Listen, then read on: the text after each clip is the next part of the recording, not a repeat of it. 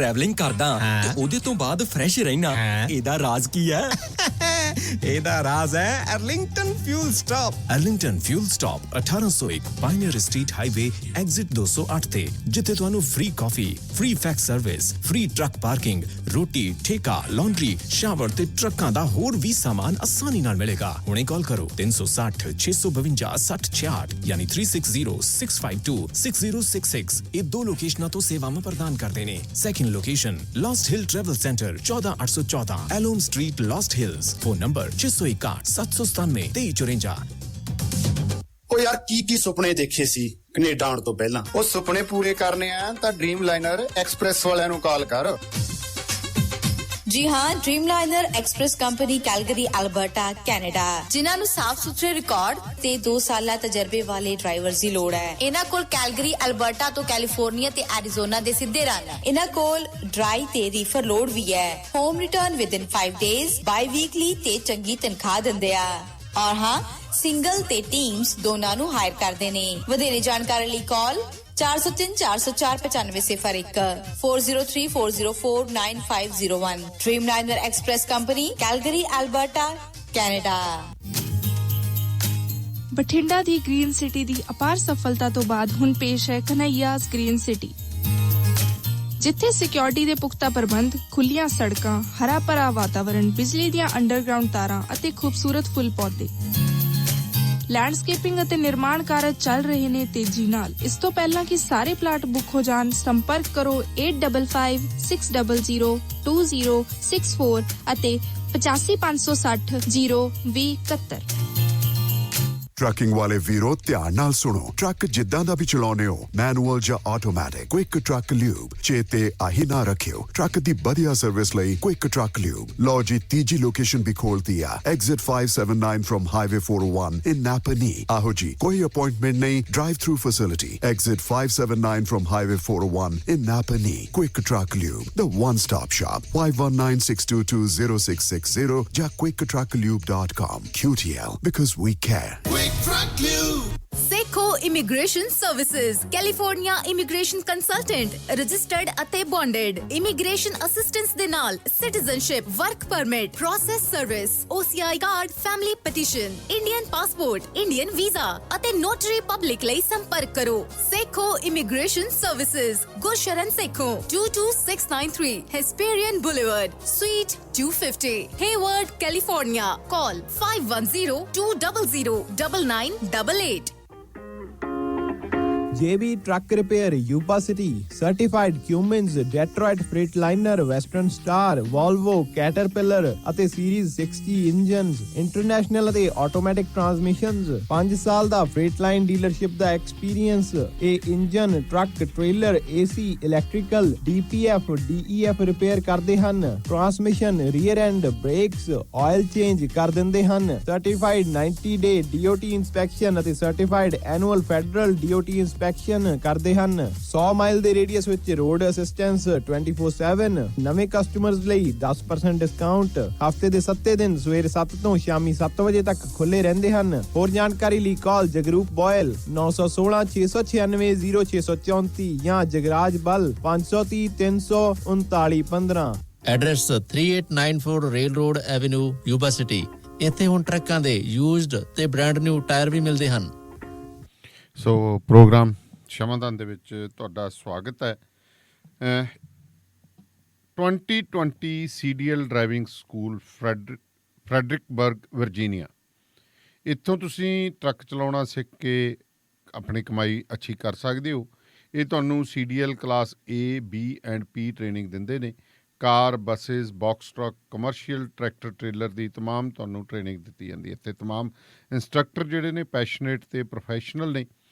ਇਸ ਤੋਂ ਇਲਾਵਾ ਤੁਹਾਨੂੰ ਘਰੋਂ ਲੈ ਕੇ ਆਉਣ ਦੀ ਸਹੂਲਤ ਵੀ ਹੈ, pick and drop the facility ਹੈ। ਅਤੇ ਦੂਸਰੇ ਸੂਬਿਆਂ ਤੋਂ ਆਉਣ ਵਾਲੇ ਜਿੰਨੇ ਵੀ ਸਟੂਡੈਂਟ ਨੇ ਜੀ, ਜਿਨ੍ਹਾਂ ਨੇ ਵੀ ਡਰਾਈਵਿੰਗ ਸਿੱਖਣੀ ਹੈ, ਉਹਨਾਂ ਲਈ ਫ੍ਰੀ ਰਿਹਾਇਸ਼ ਦਾ ਪ੍ਰਬੰਧ ਹੈ।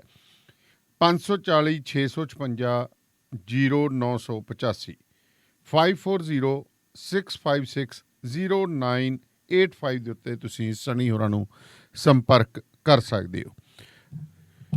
ਵਾਸ਼ਿੰਗਟਨ ਫਰੇਟ ਸਰਵਿਸ ਜਿਹੜੀ ਸੈਟਲ ਏਰੀਆ ਦੇ ਵਿੱਚ ਓਨਰ ਆਪਰੇਟਰ ਤੇ ਡਰਾਈਵਰ ਹਾਇਰ ਕਰ ਰਹੀ ਹੈ, ਤੁਸੀਂ ਲੌਂਗ ਹਾਲ ਨਹੀਂ ਜਾਣਾ ਚਾਹੁੰਦੇ ਤਾਂ ਤੁਸੀਂ ਸੰਪਰਕ ਕਰ ਸਕਦੇ ਹੋ ਗੁਰਵਿੰਦਰ ਸਿੰਘ ਢਾਲੀਵਾਲ ਹੋਰਾਂ ਨਾਲ 2063544060 ਤੇ ਜਗਦੇਵ ਸੰਧੂ ਹੋਰਾਂ ਨਾਲ 2532666924 ਤੇ ਕਾਲ ਕਰ ਸਕਦੇ ਹੋ। ਟਰਾਂਸ ਕੈਨੇਡਾ ਚੱਲਣ ਵਾਲੇ ਟਰੱਕਰ ਵੀਰਾਂ ਨੂੰ ਜੇਕਰ ਰਾਹ ਖੇੜੇ ਤੁਹਾਨੂੰ ਕੋਈ ਮੁਸ਼ਕਿਲ ਆ ਗਈ ਹੈ ਤਾਂ ਬਿਲਕੁਲ ਕੈਨੇਡਾ ਦੇ ਮਿਡ ਦੇ ਵਿੱਚ ਪੈਂਦਾ ਜੀ ਅਕਾਲ ਟਰੱਕ ਐਂਡ ਟ੍ਰੇਲਰ ਜੋ 82 ਰੇਨਮ ਡਰਾਈਵ ਫਾਰਮਰਸ ਰੋਡ ਵਿਨੀਪੈਗ ਦੇ ਵਿੱਚ ਹੈ। ਇੱਥੇ ਤੁਹਾਨੂੰ ਹੁਣ ਪਾਰਕਿੰਗ ਦੀ ਸਹੂਲਤ, ਕੁਇਕ ਵਾਸ਼ ਦੇ ਨਾਲ ਕੁਇਕ ਟਰੱਕ ਲਿਊਬ ਵੀ ਹੈ। ਬਾਕੀ ਤੁਹਾਡੀ ਵਿੰਡ ਸਕਰੀਨ ਰਾਹ ਜਾਂਦਾ ਕੁਝ ਟੁੱਟ ਭੱਜ ਗਈ ਹੈ ਤਾਂ ਉਸ ਤੋਂ ਇਲਾਵਾ DOT ਸੇਫਟੀ ਕਹਿਣ ਤੋਂ ਭਾਵ ਸੈਮੀ ਤੇ ਟ੍ਰੇਲਰ ਦਾ ਤਮਾਮ ਕੰਮ ਕਰਕੇ ਦਿੱਤਾ ਜਾਂਦਾ ਹੈ। ਮੇਰੇ ਨਾਲ ਸਰਦਾਰ ਬਖਤੌਰ ਸਿੰਘ ਢਿੱਲੋਂ ਹੋਰੀ ਜੁੜ ਗਏ ਨੇ। ਢਿੱਲੋਂ ਸਾਹਿਬ ਸਤਿ ਸ਼੍ਰੀ ਅਕਾਲ ਜੀ। ਸਤਿ ਸ੍ਰੀ ਅਕਾਲ ਜੀ। ਢਿੱਲੋਂ ਸਾਹਿਬ, ਸਭ ਤੋਂ ਪਹਿਲਾਂ ਤਾਂ ਆਪਾਂ ਗੱਲ ਕਰੀਏ ਲੁਧਿਆਣੇ ਦੀ, ਜਿੱਥੇ ਮੇਰਾ ਖਿਆਲ ਹੈ ਪਹਿਲਾਂ ਆਪਾਂ ਇੱਕ ਹੋਰ ਗੱਲ ਕਰ ਲਈਏ, ਪੰਜਾਬ ਪੁਲਿਸ ਦੀ ਕਰ ਲਈਏ ਥੋੜ੍ਹੀ। ਕਰ ਲੈਂਦੇ ਹਾਂ ਜੀ। ਮੈਨੂੰ ਹੁਣੇ ਇੱਕ ਇਨਫੋਰਮੇਸ਼ਨ ਆਈ ਹੈ ਜੀ, ਮੁਕਤਸਰ ਜ਼ਿਲ੍ਹੇ ਦੀ ਪੁਲਿਸ ਨੇ ਕਹਿੰਦੇ ਬੜੀ ਕਮਾਲ ਕਰਤੀ। ਅੱਛਾ ਜੀ। ਉਹਨਾਂ ਨੇ ਸਾਰੇ ਜ਼ਿਲ੍ਹੇ ਦੀ ਇੱਕ ਲਿਸਟ ਤਿਆਰ ਕੀਤੀ ਹੈ। ਅੱਛਾ ਜੀ। ਉਸ ਲਿਸਟ ਦੇ ਵਿੱਚ ਦੋ ਕਿਸਮ ਦੇ ਲੋਕ ਰੱਖੇ ਹੈ। ਇੱਕ ਉਹ ਜਿਹੜੇ ਨਸ਼ੀਲੇ ਪਦਾਰਥ ਵੇਚਦੇ ਹੈ ਜੀ, ਤੇ ਦੂਜੇ ਉਹ ਜਿਹੜੇ ਛਕਦੇ। ਅੱਛਾ ਜੀ, ਛਕਣ ਵਾਲਿਆਂ ਦੀ ਬਣਾ ਲਈ। ਛਕਣ ਵਾਲਿਆਂ ਦੀ ਵੀ ਬਣਾ ਲਈ ਤੇ ਵੇਚਣ ਵਾਲਿਆਂ ਦੀ ਵੀ ਬਣਾ ਲਈ ਜੀ। ਤੇ ਵੱਡੀ ਗੱਲ ਇਹ ਹੈ ਕਿ ਉਹ ਜਨਤਕ ਵੀ ਕਰਤੀ। ਬੱਲੇ ਬੱਲੇ ਬੱਲੇ ਬੱਲੇ। ਫਿਰ ਉਹਦਾ ਕੀ ਫਾਇਦਾ ਹੋਇਆ? ਉਹ ਜਨਤਕ ਕਰਤੀ। ਜਨਤਕ ਕਰਨ ਦਾ ਹੁਣ ਉਹਦਾ ਮਕਸਦ ਕੀ ਹੈ? ਉਹ ਜਨਤਕ ਕਿਹਨੇ ਕੀਤੀ ਹੈ? ਉਹ ਵਾਇਰਲ ਕਿੱਥੋਂ ਹੋਈ ਹੈ? ਪਹਿਲੀ ਵਾਰ ਨਹੀਂ ਹੋਈ, ਪਿਛਲੇ ਸਾਲ ਵੀ ਹੋ ਗਈ ਸੀ। ਅੱਛਾ ਜੀ। ਹੁਣ ਵੱਡਾ ਸਵਾਲ ਇਹ ਪੈਂਦਾ ਕਿ ਜਿਨ੍ਹਾਂ ਲੋਕਾਂ ਵੱਲੋਂ ਇਹ ਕਾਰੋਬਾਰ ਕੀਤਾ ਜਾਂਦਾ ਹੈ, ਜਿਹੜੇ ਲੋਕ ਨਸ਼ੀਲੇ ਪਦਾਰਥਾਂ ਦਾ ਕੰਮ ਕਰਦਾ, ਜਦੋਂ ਤੁਸੀਂ ਉਹਨਾਂ ਦੇ ਨਾਂ ਹੀ ਦੱਸਦੇ ਤੇ ਫਿਰ ਤਾਂ ਉਹ ਆਪਣੇ 100 ਪ੍ਰਬੰਧ ਕਰ ਲੈਣਗੇ। ਉਹ ਬਚਣਗੇ ਕਿਉਂ? ਬਚਣਗੇ। ਨਾਲੇ ਉਹਨਾਂ ਦੀ ਦੁਕਾਨਦਾਰੀ ਵਧਾਤੀ। ਫਸਣਗੇ ਕਿਉਂ? ਨਾਲ ਦੱਸਤਾ ਲੋਕਾਂ ਨੂੰ ਦੁਕਾਨਦਾਰੀ ਵਧਾਤੀ ਕਿ ਭਾਈ ਜੇ ਕਿਸੇ ਨੂੰ ਲੋੜ ਹੈਗੀ, ਆਂਢ ਗੁਆਂਢ ਦੇ ਜ਼ਿਲ੍ਹੇ ਵਾਲੇ ਵੀ ਇੱਥੋਂ ਲੈ ਜਾਓ ਆ ਕੇ ਇਹਨਾਂ ਕੋਲੋਂ। ਦੂਜੀ ਗੱਲ ਹੈ ਕਿ ਜੇ ਕੋਈ ਬੰਦਾ ਖਾਂਦਾ ਹੈ ਜੀ, ਉਹਦੀ ਪ੍ਰਾਈਵੇਸੀ ਹੈ ਜਿਹੜੀ, ਉਹਦੀ ਪ੍ਰਾਈਵੇਸੀ ਵੀ ਤੁਸੀਂ ਡਿਸਕਲੋਜ਼ ਕਰਤੀ ਹੈ। ਖਾਣ ਵਾਲਾ ਬੰਦਾ ਉਹਨਾਂ ਗੁਨਾਹਗਾਰ ਨਹੀਂ ਜਿੰਨਾ ਵੇਚਣ ਵਾਲਾ ਹੈ। ਤੁਹਾਡੇ ਯਾਦ ਹੋਣਾ ਭਾਰਤ ਦੀ ਸੁਪਰੀਮ ਕੋਰਟ ਨੇ ਇੱਕ ਪਟੀਸ਼ਨ ਦਾ ਨਿਪਟਾਰਾ ਕਰਦਿਆਂ ਗੱਲ ਕਹੀ ਸੀ ਕਿ ਜਿਹੜੀ ਪ੍ਰਾਈਵੇਸੀ ਹੈ ਫੰਡਾਮੈਂਟਲ ਰਾਈਟ ਹੈ। ਪ੍ਰਾਈਵੇਸੀ 'ਚ ਤਾਂ ਆਪਾਂ ਕਹਿ ਸਕਦੇ ਹਾਂ ਵੀ ਜੇ ਕੋਈ ਬੰਦਾ ਵੇਚਦਾ ਉਹ ਤਾਂ ਸਮਗਲਿੰਗ ਕਰਦਾ, ਉਹਦਾ ਧੰਦਾ ਹੈ।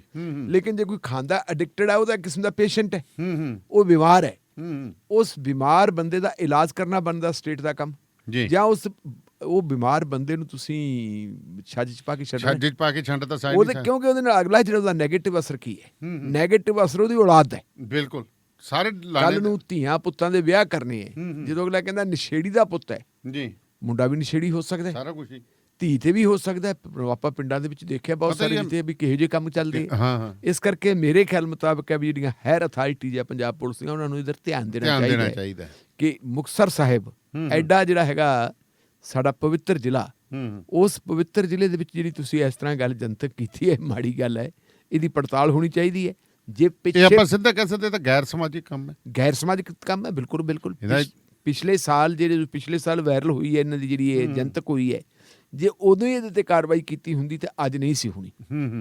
ਹੁਣ ਪਿਛਲੇ ਦਿਨਾਂ 'ਚ ਸੁਮੇਧ ਸਿੰਘ ਸੈਣੀ ਦਾ ਜਦੋਂ ਰੇਡ ਕੀਤੀ ਹੈ ਜੀ, ਇਸ ਗੱਲ ਦੇ ਉੱਤੇ ਕਹਿੰਦੇ ਹੁਣ ਪੜਤਾਲ ਕਰ ਰਹੇ ਹੈ ਵੀ ਇਹ ਖਬਰ ਲੀਕ ਕਿਵੇਂ ਹੋਈ, ਕਿਉਂਕਿ ਸੁਮੇਧ ਸਿੰਘ ਸੈਣੀ ਘਰੇ ਨਹੀਂ ਮਿਲਿਆ। ਅੱਛਾ। ਸ਼ਾਮ ਨੂੰ FIR ਦਰਜ ਹੁੰਦੀ ਹੈ, ਨਾਲ ਦੀ ਨਾਲ ਪੁਲਿਸ ਘਰੇ ਪਹੁੰਚ ਗਈ, ਉਹ ਨਹੀਂ ਮਿਲੇ।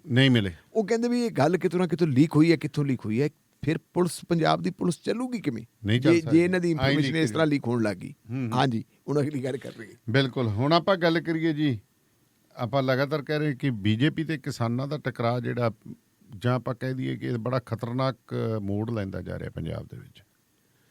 ਦੇਖੋ, ਗੱਲ ਇਹ ਕਿ ਜਿਹੜਾ ਕਿਸਾਨਾਂ ਦਾ ਅੰਦੋਲਨ ਹੈ, ਉਹ ਅੰਦੋਲਨ ਦੇ ਦੋ ਹਿੱਸੇ ਹੈ ਜੀ। ਇੱਕ ਹਿੱਸਾ ਉਹ ਹੈ ਜਦੋਂ ਕਿਸਾਨ ਜਨਤਕ ਤੌਰ ਤੇ ਅੰਦੋਲਨ ਕਰ ਰਹੇ ਹੈ, ਉਹ ਸੜਕਾਂ ਤੇ ਨਿਕਲ ਕੇ ਪ੍ਰੋਟੈਸਟ ਉਹਨਾਂ ਨੇ ਕੀਤਾ ਜੀ।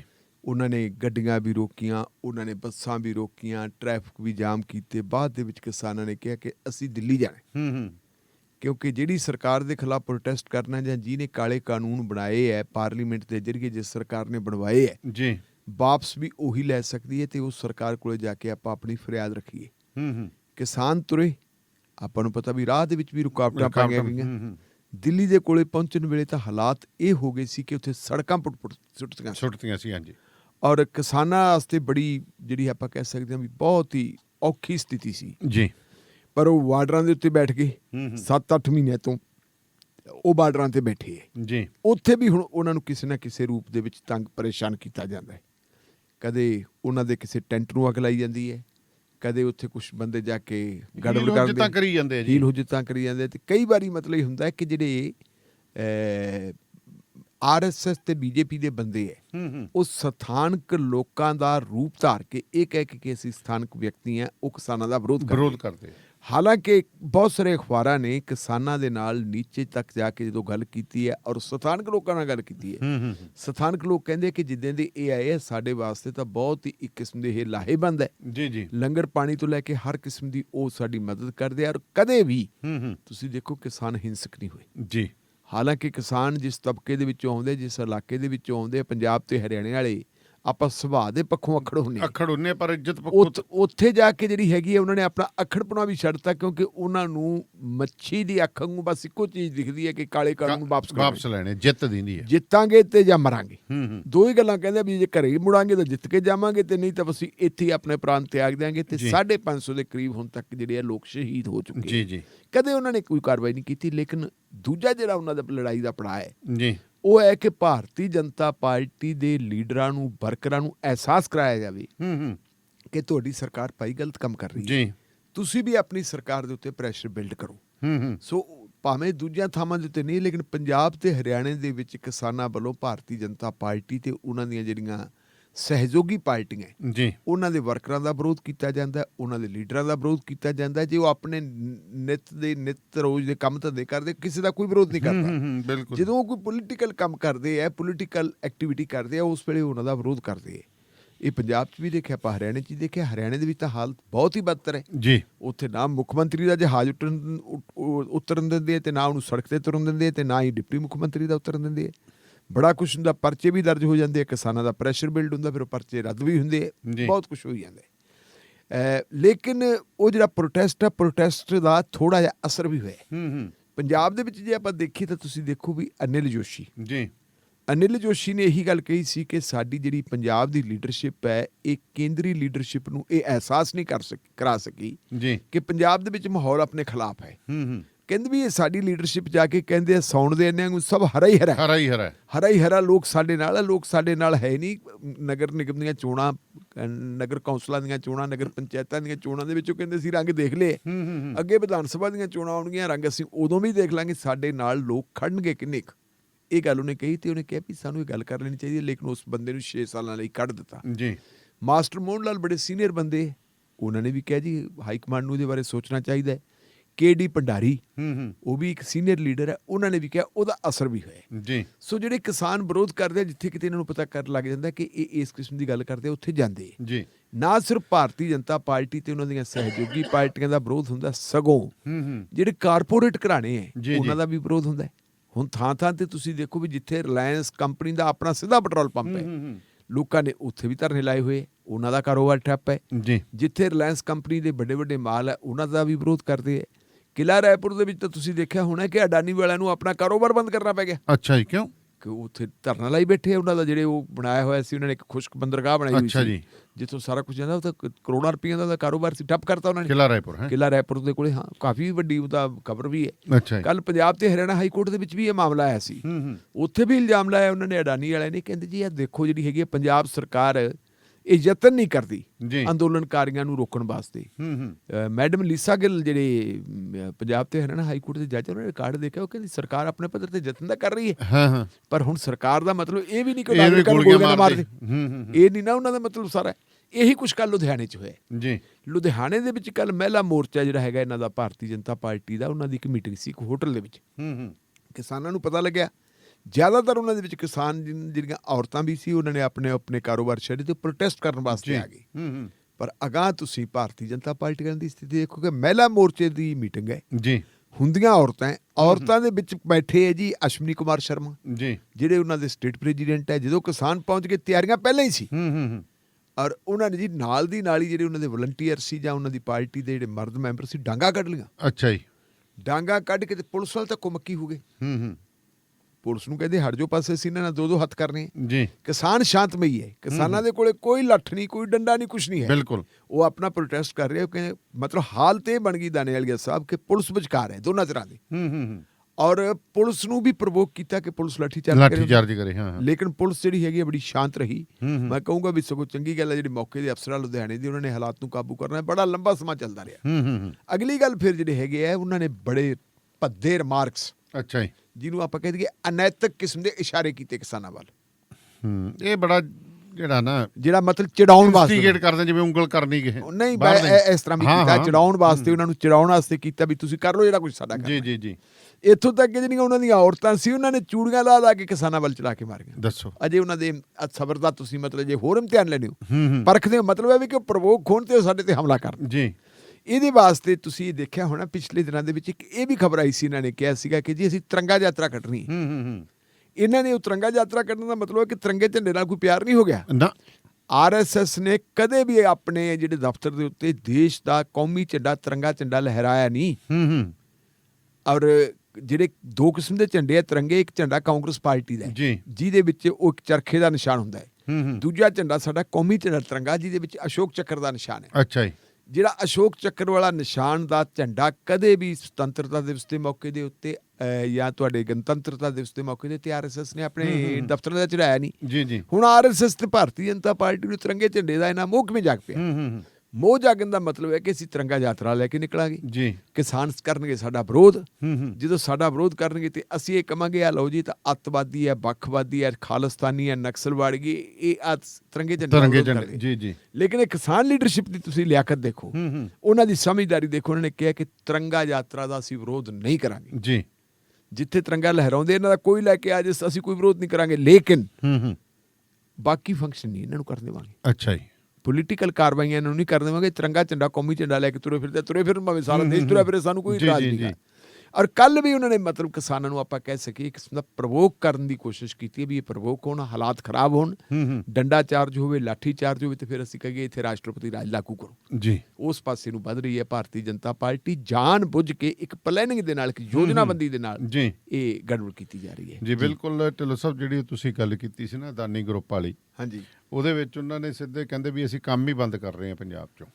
ਅੱਛਾ ਜੀ। ਇਹ ਚੀਜ਼ ਕਹਿੰਦੇ ਆ ਗਏ ਵੀ ਅਸੀਂ ਆਪਦਾ ਲੌਜਿਸਟਿਕ ਪਾਰਕ ਜਿਹੜਾ ਸੀਗਾ ਉਹਦੇ ਵਿੱਚ ਕਹਿੰਦੇ 400 ਵਿਅਕਤੀਆਂ ਨੂੰ ਅਸੀਂ ਕਹਿੰਦੇ ਨੌਕਰੀਆਂ ਦਿੱਤੀਆਂ ਤੇ ਉਹ ਗਵਾ ਦੇਣਗੇ। ਹੁਣ ਆਪਦਾ ਖੇਡ ਰਹੇ ਆ, ਉਹ ਸਥਾਨਕ ਲੋਕਾਂ ਨੂੰ ਖਿਲਾਫ ਹੈ। ਅਸਲ ਦੇ ਵਿੱਚ ਢਿੱਲੋਂ ਸਾਹਿਬ ਇਹ ਪਹਿਲਾਂ ਆਪਣਾ ਡਰਾਈ ਪੋਰਟ ਜਿਵੇਂ ਬਠਿੰਡੇ ਵਾਲਾ ਸੈਂਟਰ ਵੇਅਰ ਕਾਰਪੋਰੇਸ਼ਨ ਦੇਖਦੀ ਸੀ, ਹੁਣ ਸੈਂਟਰ ਵੇਅਰ ਉਸ ਕਾਰਪੋਰੇਸ਼ਨ ਦੇਖਣ ਲੱਗ ਪਈ। ਬਿਲਕੁਲ ਕੋਈ ਖਾਸ ਗੱਲ ਨਹੀਂ, ਮੇਰਾ ਖਿਆਲ ਜ਼ਮੀਨ ਵਗੈਰਾ ਤਾਂ ਸਰਕਾਰ ਨਾਲ ਜੀ। ਰੇਲਵੇ ਦਾ ਵੀ ਸਾਰਾ ਰੇਲਵੇ ਤੇ ਉੱਤੇ ਤਾਂ ਚੜਾਉਂਦੇ ਆ ਕੰਟੇਨਰ, ਬਸ ਲੱਗੇ ਉੱਥੇ, ਬਸ ਲੋਕਾਂ ਦੇ ਕੰਟੇਨਰ, ਰੇਲਵੇ ਦਾ ਮਾਲ ਬੁਕਿੰਗ ਉਹ ਜਿਹੜਾ ਪਹਿਲਾਂ ਹੁੰਦਾ ਵਿਚਾਲੇ ਆਪਦਾ ਕੰਮ ਧੰਦਾ ਚਲਾ, ਉਹ ਤਾਂ ਸਰਕਾਰ ਕਰ ਸਕਦੀ ਹੈ। ਹਾਂ ਬਿਲਕੁਲ। ਤੇ ਢਿੱਲੋਂ ਸਾਹਿਬ ਰਾਹੁਲ ਗਾਂਧੀ ਨੇ ਕਹਿੰਦੇ ਫਿਰ ਕਹਿੰਦਾ ਵੀ ਕੋਈ ਸੱਦਾ ਦਿੱਤਾ ਪਾਰਟੀਆਂ ਨੂੰ, ਤੇ ਉਹਦੇ 'ਚ ਕਿੰਨੇ ਇਕੱਠੇ ਹੋਏ ਸੀ? ਦੇਖੋ ਗੱਲ ਇਹ ਹੈ ਵੀ ਕਾਂਗਰਸ ਪਾਰਟੀ ਜਿਹੜੀ ਹੈ ਨਾ ਬੜੀ ਅਜੀਬ ਪਾਰਟੀ ਹੈ। ਜਦੋਂ ਥੋੜਾ ਜਿਹਾ ਕਾਂਗਰਸ ਪਾਰਟੀ ਸਾਹ ਲਾ ਲੈਂਦੀ ਹੈ ਜੀ, ਉਦੋਂ ਇਹ ਛੋਟੀਆਂ ਪਾਰਟੀਆਂ ਨੂੰ ਤੇ ਬਾਕੀ ਜਿਹੜੀਆਂ ਆਪਦੇ ਬਰਾਬਰ ਦੀਆਂ ਪੋਲੀਟੀਕਲ ਪਾਰਟੀਆਂ ਉਹਨਾਂ ਨੂੰ ਭੁੱਲ ਜਾਂਦੀ ਹੈ। ਇੱਕ ਵਾਰੀ ਤੁਹਾਡੇ ਯਾਦ ਹੋਣਾ ਹੈ ਕਾਂਗਰਸ ਪਾਰਟੀ ਨੇ ਇਹ ਨਾਰਾ ਵੀ ਦਿੱਤਾ ਸੀ, ਏਕਲਾ ਚਲੋ ਜੀ, ਕਿ ਅਸੀਂ ਇਕੱਲੇ ਹੀ ਚੱਲਾਂਗੇ ਜੀ, ਅਸੀਂ ਇਕੱਲੇ ਹੀ ਆਪਣੀ ਸਰਕਾਰ ਬਣਾਵਾਂਗੇ। ਲੇਕਿਨ ਲੋਕਾਂ ਨੇ ਜਦੋਂ ਪੱਠੇ ਨਾ ਪਾਏ ਜੀ ਤੇ ਫਿਰ ਇਹਨਾਂ ਦਾ ਪੰਚਮੜੀ ਸੈਸ਼ਨ ਵੀ ਹੋਇਆ, ਸ਼ਿਮਲਾ ਸੈਸ਼ਨ ਵੀ ਹੋਇਆ, ਫਿਰ ਕਹਿੰਦੇ ਜੀ ਨਹੀਂ ਇਹ ਤਾਂ ਗੱਲ ਐਂ ਕਰਕੇ ਫਿਰ ਆਪਾਂ ਨੂੰ ਨਹੀਂ ਸਰਦਾ, ਨਾਲ ਲੈ ਕੇ ਤੁਰਨੇ ਪੈਣਗੇ। ਹੁਣ ਦਾਨੇਵਾਲੀਆ ਸਾਹਿਬ ਜਿਹੜੇ ਹਾਲਾਤ ਬਣੇ ਵੀ ਹੈ ਦੇਸ਼ ਦੇ, ਇਹ ਹਾਲਾਤ ਬਹੁਤ ਭਿਆਨਕ ਹੈ ਜੀ। ਭਾਰਤੀ ਜਨਤਾ ਪਾਰਟੀ ਇੱਕ ਮੁੱਠਾ ਬੜੀ ਮਜ਼ਬੂਤ ਹੈ ਇਸ ਵੇਲੇ ਜਿੰਨੀ ਭਾਰਤੀ ਜਨਤਾ ਪਾਰਟੀ ਕੋਲੇ ਪਾਰਲੀਮੈਂਟ ਦੇ ਵਿੱਚ ਸਟਰੈਂਥ ਹੈ ਪਹਿਲਾਂ ਕਦੇ ਵੀ ਨਹੀਂ ਹੋਈ ਸੀ, ਔਰ ਇਹਨਾਂ ਨੂੰ ਕਿਸੇ ਹੋਰ ਪਾਰਟੀ ਦੀ ਲੋੜ ਵੀ ਨਹੀਂ। ਕਾਂਗਰਸ ਮੁਕਤ ਭਾਰਤ ਦਾ ਨਿਸ਼ਾਨਾ ਇਹਨਾਂ ਨੇ ਪਹਿਲਾਂ ਹੀ ਰੱਖਿਆ ਹੋਇਆ ਹੈ ਤੇ ਹੁਣ ਇਹਨਾਂ ਦਾ ਜਿਹੜਾ ਅਗਲਾ ਨਿਸ਼ਾਨਾ ਉਹ ਹੋ ਗਿਆ ਆਪੋਜੀਸ਼ਨ ਮੁਕਤ ਭਾਰਤ ਜੀ। ਆਪੋਜੀਸ਼ਨ ਦਾ ਭਾਵ ਹੈ ਕਿ ਉਹ ਪਾਰਟੀਆਂ ਜਿਹੜੀਆਂ ਪਾਰਟੀਆਂ ਹਿੰਦੂਤਵ ਦੀਆਂ ਮੁਦਈ ਨਹੀਂ, ਉਹਨਾਂ ਨੂੰ ਚੱਕ ਕੇ ਸਾਰਿਆਂ ਨੂੰ ਖਤਮ ਕਰ ਦਿਓ ਜੀ। ਔਰ ਇਹਦਾ ਆਪਾਂ ਤਮਾਸ਼ਾ ਦੇਖਿਆ ਜਿਹੜਾ ਭਾਰਤੀ ਜਨਤਾ ਪਾਰਟੀ ਨੇ ਬੰਗਾਲ ਦੇ ਵਿੱਚ ਲੋਕਤੰਤਰ ਦਾ ਤਮਾਸ਼ਾ ਉਡਾਇਆ, ਮਜ਼ਾਕ ਉਡਾਇਆ। ਬੰਗਾਲ ਦੇ ਵਿੱਚ ਜਿਨ੍ਹਾਂ ਲੋਕਾਂ ਦੇ ਉੱਤੇ ਇਲਜ਼ਾਮ ਲਾਉਂਦੇ ਹੁੰਦੇ ਸੀ ਕਿ ਇਹ ਲੋਕ ਕਰਪਟ ਹੈਗੇ ਜੀ, ਇਹ ਚਿੱਟ ਫੰਡ ਕੰਪਨੀਆਂ ਵਾਲੇ ਨਾਲ ਰਲੇ ਹੋਏ ਹੈ, ਕੱਲੇ ਬੰਦੇ ਦੇ ਮਗਰ ED, CBI, ਇਨਕਮ ਟੈਕਸ ਵਗੈਰਾ ਪਾ ਕੇ ਉਹਨਾਂ ਦੇ ਖਿਲਾਫ ਪਰਚੇ ਦਰਜ ਕਰਕੇ ਉਹਨਾਂ ਨੂੰ ਮਤਲਬ ਜਿਹੜਾ ਕਰਕਾ ਕੇ ਮਜਬੂਰ ਕਰਤਾ ਕਿ ਆਓ ਜੀ ਤੁਸੀਂ ਸਾਡੇ ਪਾਰਟੀ ਦੇ ਵਿੱਚ ਸ਼ਾਮਲ ਹੋਵੋ, ਜੁਆਇਨ ਕਰੋ, ਤੇ ਉਹਨਾਂ ਨੂੰ ਜੁਆਇਨ ਕਰਾਇਆ। ਮੁਕਲ ਰਾਏ ਉਹਦੀ ਇੱਕ ਮਿਸਾਲ ਹੈ। ਹੋਰ ਬਹੁਤ ਸਾਰੇ ਲੋਕ ਹੈ ਜਿਨ੍ਹਾਂ ਨੂੰ ਉਹਨਾਂ ਨੇ ਇਕੱਲੇ ਇਕੱਲੇ ਨੂੰ ਕਰਕੇ ਡਰਾ ਧਮਕਾ ਕੇ ਜਰਕਾ ਕੇ ਜੀ ਆਪਣੀ ਪਾਰਟੀ ਸ਼ਾਮਲ ਕਰਵਾਇਆ।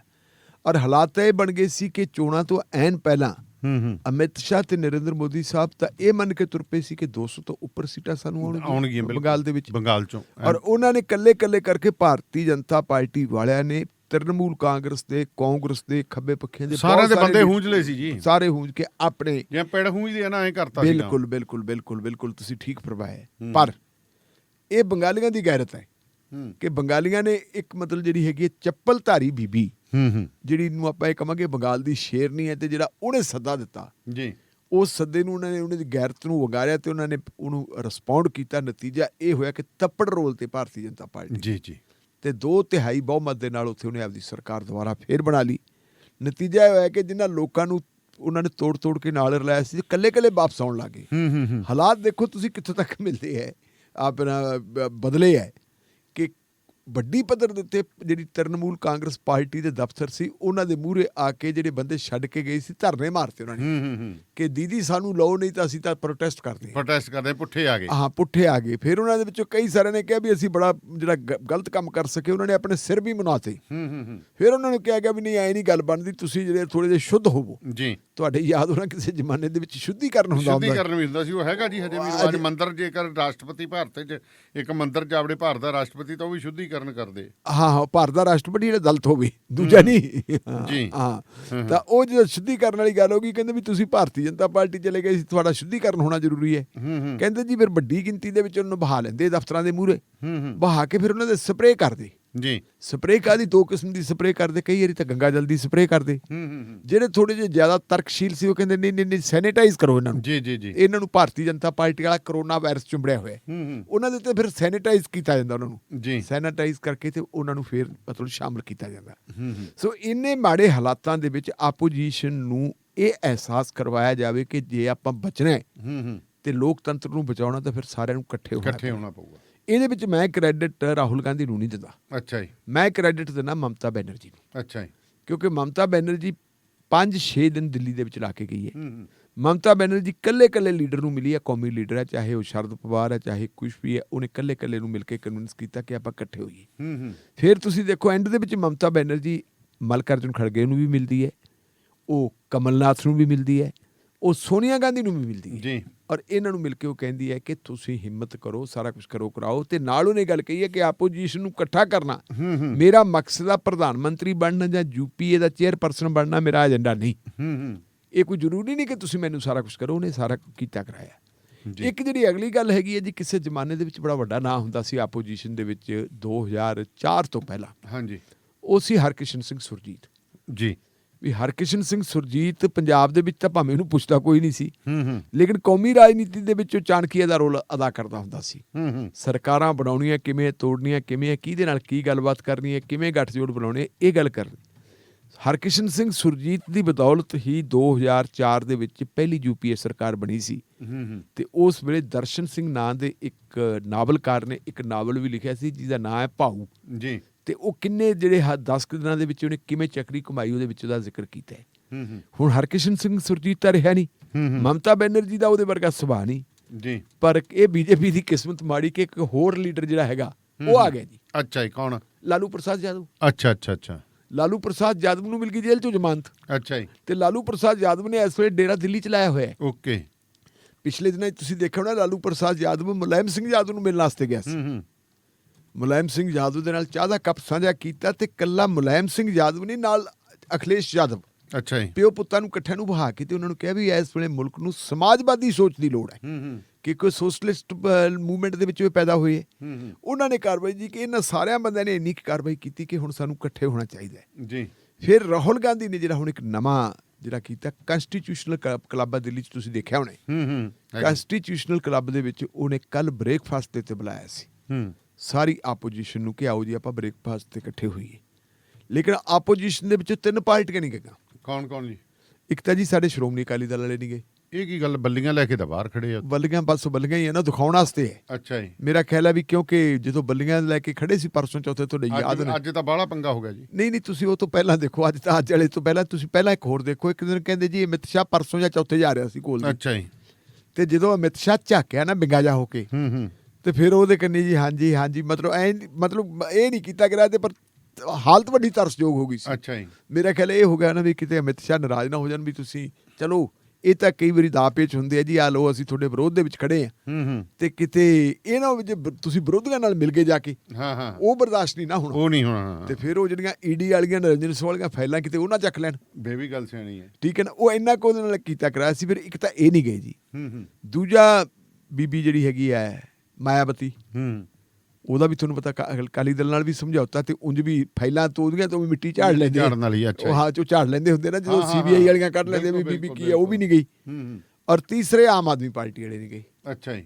ਭਗਵੰਤ ਸਿੰਘ ਮਾਨ ਨੇ ਬਿਆਨ ਦਿੱਤਾ, ਕਹਿੰਦਾ ਜੀ ਸਾਡੇ ਵਾਸਤੇ ਕਿਸਾਨਾਂ ਦਾ ਮੁੱਦਾ ਅਹਿਮ ਹੈ, ਅਸੀਂ ਤਾਂ ਕਿਸਾਨਾਂ ਦੇ ਮੁੱਦੇ ਬਾਰੇ ਗੱਲ ਕਰਦੇ। ਕਿਹੜੀ ਜਸੂਸੀ ਤਾਂ ਜਸੂਸੀ ਤੇ ਇਕੱਠੇ ਹੁੰਦੇ, ਜਸੂਸੀ ਹੁੰਦੀ ਉਦੋਂ ਇਕੱਠੇ ਹੋ ਰਹੇ, ਇਹ ਜਸੂਸੀ ਦੇ ਇਕੱਠੇ ਹੁੰਦੇ ਉਹਨੂੰ ਭਗਵੰਤ ਸਿੰਘ ਮਾਨ ਨੂੰ ਇਹ ਹੈ ਵੀ ਜੇ ਲੋਕਤੰਤਰ ਰਹੂਗਾ ਤਾਂ ਕਿਸਾਨ ਵੀ ਰਹਿਣਗੇ। ਇਹ ਲੋਕਤੰਤਰ ਨੇ ਅਧਿਕਾਰ ਦਿੱਤੇ ਹੋਏ ਆ ਜਿਹਦੀ ਬਦੌਲਤ ਕਿਸਾਨ ਉੱਥੇ ਬੈਠੇ ਨੇ, ਤੇ ਜੇ ਲੋਕਤੰਤਰ ਖਤਮ ਹੋ ਗਿਆ ਕਿਸਾਨਾਂ ਨੂੰ ਕਿਹਨੇ ਬੈਠਣ ਦੇਣਾ? ਕਿਸੇ ਨੂੰ ਨਹੀਂ ਬਹਿਣ ਦੇਣਾ। ਫਿਰ ਤਾਂ ਡਿਕਟੇਟਰਸ਼ਿਪ ਹੈ। ਹਾਂ ਫਿਰ ਵੇਖਿਆ ਤਨਮਨ ਚੌਂਕ ਬੀਜਿੰਗ ਵਾਲਾ। ਬਿਲਕੁਲ ਤੁਸੀਂ ਇੱਥੇ ਉਹ ਕਹਿੰਦੇ ਜੀ ਨਹੀਂ ਅਸੀਂ ਚਲੋ ਆਪਾਂ ਇੱਕ ਗੱਲ ਵੀ ਮੰਨ ਲੈਨੇ ਆ। ਬੀਬੀ ਨੂੰ ਜਦੋਂ ਪੁੱਛਿਆ ਪੱਤਰਕਾਰਾਂ ਨੇ ਹਰਸਿਮਰਤ ਕੌਰ ਬਾਦਲ ਨੂੰ ਕਿ ਬੀਬਾ ਜੀ ਇੱਥੇ ਤਾਂ ਬਲਗਾਂ ਲਈ ਖੜੇ ਹੋ ਤੇ ਤੁਸੀਂ ਉਧਰ ਦੂਜੀ ਮੀਟਿੰਗ 'ਚ ਨਹੀਂ ਗਏ, ਉਹ ਕਹਿੰਦੇ ਸਾਨੂੰ ਤਾਂ ਬੁਲਾਇਆ ਹੀ ਨਹੀਂ। ਅੱਛਾ ਜੀ। ਮੰਨ ਲੈਨੇ ਆ, ਪਰ ਅਸਲ ਗੱਲ ਜਿਹੜੀ ਇਹ ਹੈ ਕਿਉਂਕਿ ਪੰਜਾਬ ਦੇ ਵਿੱਚ 2016 ਆਪਣਾ 22 ਦੇ ਵਿੱਚ ਚੋਣਾਂ ਹੋਣਗੀਆਂ, ਇੱਥੇ ਜਿਹੜੀ ਸਿੱਧੀ ਟੱਕਰ ਹੋਣੀ ਹੈ ਉਹ ਸਿੱਧੀ ਟੱਕਰ ਤਿੰਨਾਂ ਪਾਰਟੀਆਂ ਦੀ ਹੀ ਹੈ, ਕਾਂਗਰਸ ਪਾਰਟੀ ਨਾਲ। ਆਪ ਵਾਲੇ ਵੀ ਹੋ ਗਏ, ਬਹੁਜਨ ਸਮਾਜ ਪਾਰਟੀ ਵਾਲੇ ਵੀ ਹੋ ਗਏ ਤੇ ਅਕਾਲੀ ਦਲ ਵਾਲੇ ਵੀ ਹੋ ਗਏ। ਅੱਛਾ ਜੀ। ਇਹਨਾਂ ਦੀ ਟੱਕਰ ਇਸ ਕਰਕੇ ਵੀ ਜੇ ਅਸੀਂ ਚਲੇ ਗਏ ਤਾਂ ਕਿਤੇ ਪਿੱਟੇ ਨਾ ਜਾਈਏ ਜਾਂ ਲੋਕ ਕਿਤੇ ਇਹ ਨਾ ਕਹਿ ਦੇਣ ਇੱਕੋ ਜਿਹੇ ਹੋਣਗੇ। ਹਾਂ, ਪਰ ਉਹ ਉੱਥੇ ਲੰਗਰ ਪਾਣੀ ਉਹਨਾਂ ਨੇ ਜਿਹੜਾ ਬ੍ਰੇਕਫਾਸਟ ਕੀਤਾ ਤੇ ਬ੍ਰੇਕਫਾਸਟ ਕਰਨ ਵੇਲੇ ਜਿਹੜੀਆਂ ਗੱਲਾਂ ਹੋਈਆਂ ਉੱਥੇ ਰਾਹੁਲ ਗਾਂਧੀ ਨੇ ਕਿਹਾ ਵੀ ਭਰਾਵੋ ਜੇ ਤਾਂ ਆਪਣੀ ਹੋਂਦ ਨੂੰ ਬਚਾਉਣਾ ਤਾਂ ਇਕੱਠੇ ਹੋ ਜਾਓ, ਸਾਨੂੰ ਸਾਰਿਆਂ ਨੂੰ ਇਕੱਠੇ ਹੋਣਾ ਪੈਣਾ। ਮੁਲਕ ਨੂੰ ਬਚਾਉਣ ਵਾਸਤੇ, ਲੋਕਤੰਤਰ ਨੂੰ ਬਚਾਉਣ ਵਾਸਤੇ, ਆਪਦੀ ਹੋਂਦ ਨੂੰ ਬਚਾਉਣ ਵਾਸਤੇ ਇਕੱਠਾ ਹੋਣਾ ਬਹੁਤ ਜ਼ਰੂਰੀ ਹੈ। ਔਰ ਅਗਲੀ ਗੱਲ ਉਹਨਾਂ ਨੇ ਕਿਹਾ ਕਿ ਜੇ ਆਪਾਂ ਇਕੱਠੇ ਹੋ ਜਾਈਏ ਤਾਂ ਆਪਾਂ ਭਾਰਤੀ ਜਨਤਾ ਪਾਰਟੀ ਦੇ ਨਾਲੋਂ ਕਿਤੇ ਵੱਧ ਤਕੜੇ ਹਾਂ ਜੀ। ਔਰ ਉਹਨਾਂ ਨੇ ਸਾਰਿਆਂ ਨੂੰ ਇਹ ਅਹਿਸਾਸ ਕਰਾਇਆ ਕਿ ਜਿਹੜੇ ਨਰਿੰਦਰ ਮੋਦੀ ਸਾਹਿਬ ਹੈ ਬੜੀ ਵੱਡੀ ਮੈਜੋਰਿਟੀ ਦੇ ਨਾਲ ਇਹਨਾਂ ਨੇ ਆਪਣਾ ਪਾਰਲੀਮੈਂਟ ਦੀ ਚੋਣ ਜਿੱਤੀ ਹੋਈ ਹੈ ਔਰ ਇਹ ਦੇਸ਼ ਦੇ ਪ੍ਰਧਾਨ ਮੰਤਰੀ ਹੈ। ਪਰ ਇੱਕ ਗੱਲ ਯਾਦ ਰੱਖੋ ਕਿ 60% ਲੋਕਾਂ ਦੇ ਪ੍ਰਤੀਨਿਧ ਆਪਾਂ ਇਹਨਾਂ ਨੂੰ ਜੇ 40% ਲੋਕਾਂ ਨੇ ਚੁਣਿਆ ਤੇ 60% ਲੋਕਾਂ ਨੇ ਵੋਟਾਂ ਆਪਣੇ ਹੱਕ ਵਿੱਚ ਪਾਈਆਂ। ਜੇ ਆਪਾਂ 60% ਲੋਕਾਂ ਦੀ ਨੁਮਾਇੰਦਗੀ ਕਰਨ ਵਾਲੇ ਲੋਕ ਇਕੱਠੇ ਹੋ ਕੇ ਗੱਲ ਕਰੀਏ ਤਾਂ ਉਹਦਾ ਪ੍ਰੈਸ਼ਰ ਵੱਧ ਬਣੂਗਾ। ਉਹ ਆਦੇ ਜੀ ਠੀਕ, ਇਹ ਗੱਲ ਬਣ ਗਈ। ਉਹ ਤੋਂ ਬਾਅਦ ਜੀ ਫਿਰ ਉਹਨੇ ਕਿਹਾ ਵੀ ਆਪਾਂ ਹੁਣ ਪਾਰਲੀਮੈਂਟ ਨੂੰ ਚੱਲਣਾ। ਹੁਣ ਜਿਹੜੀਆਂ ਤਿੰਨ ਚੀਜ਼ਾਂ ਹੋ ਗਈਆਂ ਜਿਨ੍ਹਾਂ ਗੱਲਾਂ ਦੇ ਉੱਤੇ ਉਸ ਵੇਲੇ ਰੌਲਾ ਚੱਲਦਾ, ਕਿਸਾਨ ਮੁੱਦਾ, ਪੈਗਾਸਸ ਜਸੂਸੀ ਵਾਲਾ, ਤੇ ਤੀਜਾ ਜਿਹੜਾ ਹੈਗਾ ਜੀ ਆਪਣਾ ਮਹਿੰਗਾਈ ਵਾਲਾ। ਮਹਿੰਗਾਈ ਦੇ ਵਿੱਚ ਮੁੱਖ ਤੌਰ ਤੇ ਜਿਹੜੇ ਪੈਟਰੋਲੀਅਮ ਪਦਾਰਥ ਆ ਉਹਨਾਂ ਦੀ। ਕੱਲ ਫਿਰ ਉਹਨਾਂ ਨੇ ਕਿਹਾ ਵੀ ਆਪਾਂ ਪਾਰਲੀਮੈਂਟ ਦੇ ਵਿੱਚ, ਸੰਸਦ ਦੇ ਵਿੱਚ ਜਿਹੜਾ ਰੌਲਾ ਪਾਈ ਜਾਂਦੇ ਆ ਕਿਸਾਨਾਂ ਵਾਲਾ ਤੇ ਪੈਗਾਸਸ ਵਾਲਾ, ਪਾਈ ਤਾਂ ਭਾਵੇਂ ਆਪਾਂ ਦੂਜਾ ਵੀ ਜਾਂਦੇ ਆ ਇਹਦੇ ਵਾਲਾ ਕੀਮਤਾਂ ਵਾਲਾ ਵੀ, ਪਰ ਫਿਰ ਵੀ ਪ੍ਰੋਟੈਸਟ ਕਰਨਾ। ਕਿਉਂਕਿ ਪਿਛਲੇ ਦਿਨਾਂ ਤੁਸੀਂ ਦੇਖੋ ਨਾ ਰਾਹੁਲ ਗਾਂਧੀ ਟਰੈਕਟਰ ਲੈ ਕੇ ਗਿਆ ਸੀ ਪਾਰਲੀਮੈਂਟ ਤੱਕ। ਅੱਛਾ ਜੀ। ਸੱਜੇ ਖੱਬੇ ਉਹਦੇ ਪੰਜਾਬ ਵਾਲੇ ਤੇ ਹਰਿਆਣੇ ਵਾਲੇ MP ਬੈਠੇ ਸੀ। ਕੱਲ ਫਿਰ ਜੀ ਉਹਨਾਂ ਨੇ ਪਾਰਲੀਮੈਂਟ ਤੱਕ ਜਿਹੜਾ ਮਾਰਚ ਕੀਤਾ ਨਾ, ਪਾਰਲੀਮੈਂਟ ਦੇ ਵਿੱਚ ਸ਼ਮੂਲੀਅਤ ਕਰਨ ਵਾਸਤੇ ਸਾਈਕਲਾਂ ਤੇ ਗਏ ਜੀ। ਸਾਈਕਲਾਂ ਤੇ ਜਾਣ ਤੋਂ ਬਾਅਦ ਕਾਂਗਰਸ ਪਾਰਟੀ ਦੀ ਇੱਕ ਸਟੇਟਮੈਂਟ ਵੀ ਆ ਗਈ ਜੀ। ਕਾਂਗਰਸ ਪਾਰਟੀ ਨੇ ਕਿਹਾ ਕਿ ਜਿਹੜਾ ਇਹ ਅੱਜ ਦੀ ਜਿਹੜੀ ਮੀਟਿੰਗ ਹੈ, ਜਿਹੜੀ ਅੱਜ ਦੀ ਸਾਡੀ ਇਕੱਤਰਤਾ ਹੈ, ਇਹ ਇਕੱਤਰਤਾ ਅਸਲ ਦੇ ਵਿੱਚ 2024 ਦਾ ਜਿਹੜਾ ਸੀਨ ਹੈ ਉਹਦਾ ਟ੍ਰੇਲਰ ਹੈ। ਉਹਦਾ ਟ੍ਰੇਲਰ ਦਾ ਮਤਲਬ ਹੈ ਕਿ ਭਾਰਤੀ ਜਨਤਾ ਪਾਰਟੀ ਦਾ ਮੁਕਾਬਲਾ ਕਰਨ ਵਾਸਤੇ ਸਮੁੱਚੀ ਆਪੋਜੀਸ਼ਨ ਨੂੰ ਇਕੱਠੇ ਹੋਣਾ ਪੈਣਾ। ਔਰ ਇਹਦੇ ਵਿੱਚ ਦਾਨੇਲੀਆ ਸਾਹਿਬ ਨੋਟ ਕਰਨ ਵਾਲੀ ਗੱਲ ਇਹ ਵੀ ਹੈ ਕਿ ਬੀਬੀ ਮਮਤਾ ਬੈਨਰਜੀ ਦੇ ਨਾਲ ਪ੍ਰਸ਼ਾਂਤ ਕਿਸ਼ੋਰ ਵੀ ਐਕਟਿਵ ਹੈ। ਅੱਛਾ। ਪ੍ਰਸ਼ਾਂਤ ਕਿਸ਼ੋਰ ਨੇ ਤੁਸੀਂ ਦੇਖੋ ਕਿ ਮਮਤਾ ਬੈਨਰਜੀ ਦਾ ਸਪੋਰਟਰ ਹੈ, ਉਹਦੇ ਲਈ ਉਹ ਕੰਮ ਕਰਦਾ ਹੈ। ਉਹਦੀ ਟੀਮ ਬਕਾਇਦਾ ਜਿਹੜੀ ਹੈਗੀ ਇੱਕ ਪਹੁੰਚ ਗਈ ਤ੍ਰਿਪੁਰਾ 'ਚ ਗਈ ਸੀ। ਹਾਂਜੀ, ਉੱਥੇ ਘੇਰ ਲਈ, ਉਹਨਾਂ ਨੂੰ ਡਿਟੇਨ ਵੀ ਕਰ ਲਿਆ ਸੀ। ਉਹ ਤਾਂ ਅਭਿਸ਼ੇਕ ਬੈਨਰਜੀ ਵੀ ਗਿਆ ਸੀ, ਉਹ ਤੇ ਵੀ ਹਮਲਾ ਕਰਤਾ ਨਾ ਮਮਤਾ ਦੇ ਭਤੀਜੇ ਤੇ ਵੀ। ਅੱਛਾ। ਠੀਕ ਹੈ। ਉਹ ਤੋਂ ਬਾਅਦ ਪ੍ਰਸ਼ਾਂਤ ਕਿਸ਼ੋਰ ਦਿੱਲੀ ਆਉਂਦਾ ਹੈ।